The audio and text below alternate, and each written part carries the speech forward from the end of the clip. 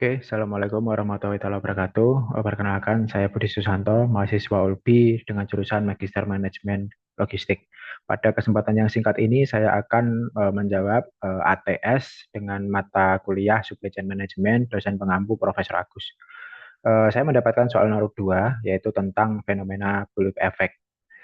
Bullwhip effect adalah fenomena ketika fluktuasi kecil dalam permintaan konsumen menyebabkan fluktuasi yang jauh lebih besar dalam pesanan tingkat di atas rantai pasokan, misalnya gudang pusat atau pabrik. Presentasi ini menganalisis fenomena bullwhip effect, tujuannya untuk meningkatkan efisiensi rantai pasok PT Nusantara Retail. Yang kedua adalah deskripsi masalah ya, yaitu yang pertama adalah amplifikasi fluktuasi, permintaan konsumen kecil memicu fluktuasi besar. Ini terjadi di setiap level rantai pasok. Yang kedua adalah kelebihan dan kekurangan stok. PT Nusantara Retail mengalami stok berlebih atau stok kosong. Ini terjadi saat permintaan berubah drastis. Yang ketiga adalah biaya logistik meningkat, fluktuasi pesanan sebabkan biaya logistik naik, distribusi jadi tidak seimbang. Yang ketiga adalah kronologi pembesaran fluktuasi. Yang pertama itu di Januari, kita lihat permintaannya 15, toko pesan 17, gudang sediakan 20 unit. Di Februari cenderung turun, ya permintaannya 17, toko pesan 16,5, gudang sediakan 19 unit. Di bulan Maret naik, yaitu adalah 16 unit, toko pesan 18, gudang sediakan 22.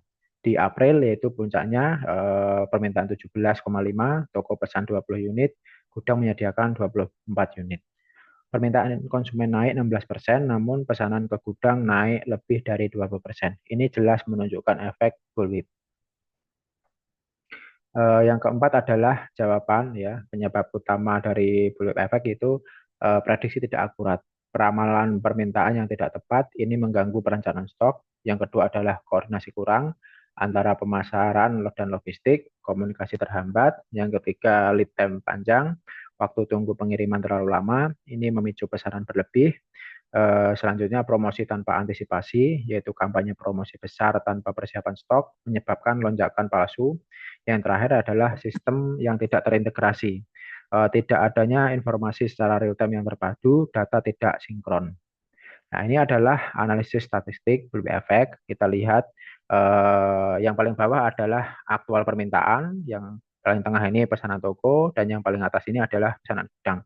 Kita lihat Januari, yaitu ke Februari cenderung turun, kemudian Februari ke Maret naik, dan Maret ke April itu naiknya lumayan. Nah, ya, disinilah kita lihat pesanan gudangnya naik jauh dari yang aktual permintaan konsumen.